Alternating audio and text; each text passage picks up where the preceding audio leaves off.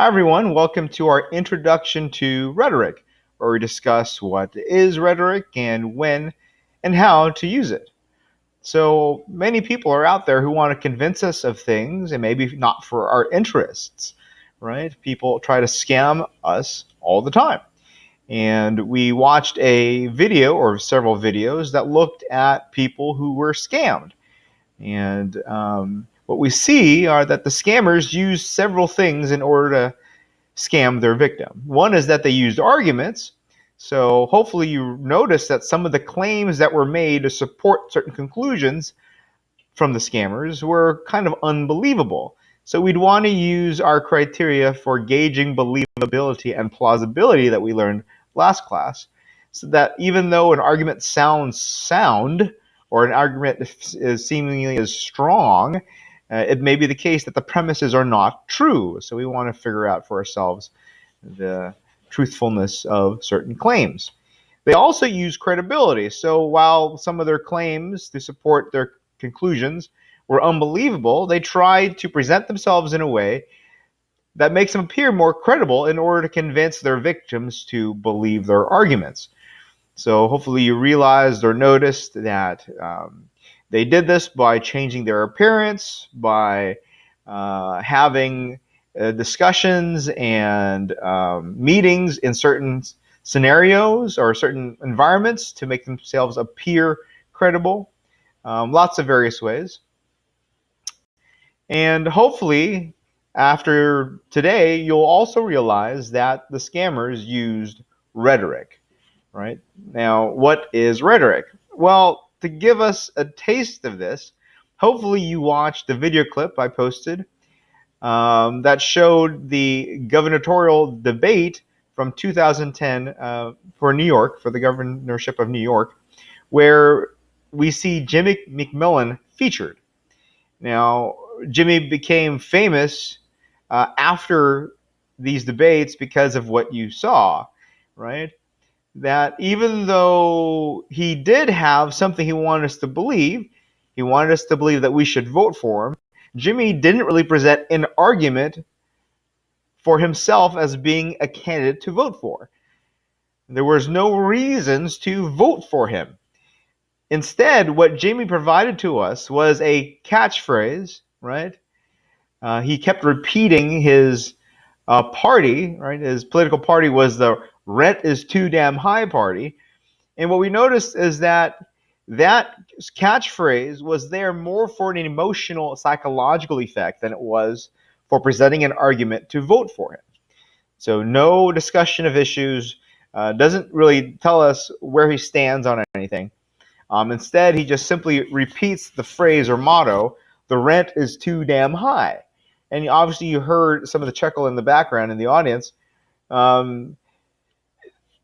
What Jimmy did is appeal to people's psychology.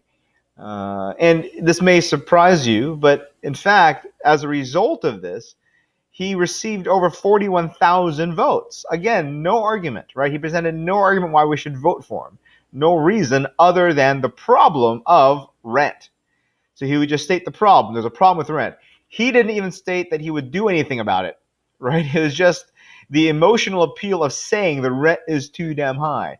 That emotional appeal convinced enough people to vote for him. He didn't win, but it was able to sway people, right? We're talking about persuasion now. And we saw this with the scammers that we looked at for the homework. So here is the definition of rhetoric.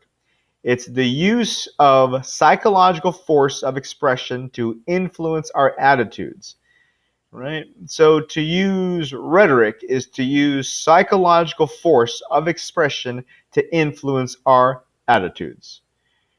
This is in contrast to reason, right?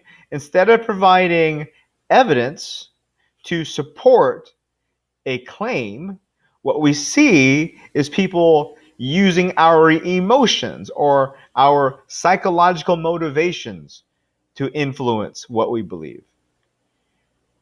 So what we see is rhetoric is the way of convincing us through how something is said rather than what is said. So when we listen to Paul in the series of videos for the scam homework, we see Paul try to convince Uncle Barry of various arguments of why he should invest. You should do such and such because, and he would give various reasons why it's a sound investment, right? He even gives specifics about you putting in this much and you getting this much back, and it sounds very good. If the premises are true, the conclusion seems to make sense. I should invest my money with you. I should put money into this endeavor if the premises were true. Paul obviously was giving premises that were false, right, in order to convince his victims of doing what he wanted them to do. But in addition to these arguments, Paul did lots of what we can refer to as sweet talking. He would say things like, "It's a great opportunity," or "A man with your business sense can appreciate blah blah blah blah." So all of those are ways in which a person would feel compelled to do what the scammer was asking them to do. Not through logic, right? Not through rationally being compelled, but through psychologically being motivated to choose to follow what the scammers had asked. Okay, so let's take a look at a following passage. And what I want you to do is, obviously, you're not going to write or circle these things down. Or actually, you can. If you can write down the passage, I'd like you to then circle what words you think were specifically chosen to trigger a psychological or emotional response. Go ahead and pause the video to give yourself time to do this. Right? Write down the passage and then circle the terms that were specifically chosen to, you think, provide or trigger an emotional response. Okay, hopefully you've had some time to do that. So let's read this out loud. It's sick to torture an innocent creature, yet that's exactly what these so-called scientists do when they perform hideous experiments on little puppies. Moral sadists. They make me vomit. They're no better than Hitler. Okay, so there's lots of terms here that you could see aren't really necessary for giving us the facts of the situation, but they're there primarily to elicit an emotional response so that we can believe what the author or the speaker is trying to make us believe.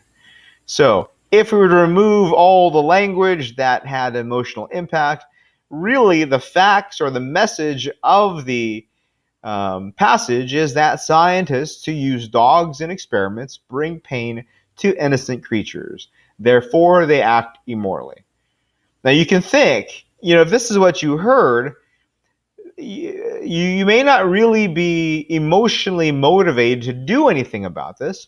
You may not be emotionally motivated to engage in the discussion further or to even care about the issue, right? But with the language that was provided, what we see are terms and phrases that are there because the speaker knows that it would elicit an emotional response. Okay? So much more powerful at getting people to believe or act a certain way. Let's go ahead and highlight some of these terms and see if you pick some of the same ones. So it's sick, right? The term sick. To torture, again. An innocent creature, that's exactly what these so-called scientists do when they perform hideous experiments on little puppies. Moral sadists. They make me vomit. They're no better than Hitler. So all these terms in red were specifically chosen to elicit emotional responses, right? They are trigger words. Sick, torture, hideous, little puppies, Hitler, vomit, etc. I mean, these passages, or this passage, tries not just to support some belief, but they are trying to sell it. They're trying to sell it to the listener or to the reader, right? The idea is that you can use rhetoric effectively for persuasion. So let's take a look at something like so-called, right? This term is an example of a rhetorical device.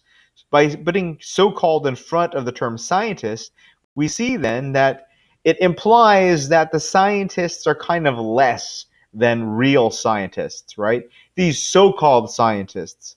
So the term so-called acts as a downplayer. It downplays the credential of whoever it is you're referring to. The so-called teacher, right, kind of downplays that this person is actually a decent teacher. The so-called mechanic looked at my car and gave me completely bad information. So-called mechanic makes the mechanic sound, or makes the term mechanic sound not so credible, right? It downplays the credential of the mechanic. The term little puppies were used to elicit a certain emotional response, right? It elicits a feeling of compassion and empathy, and it triggers a mental picture that looks more like this, right?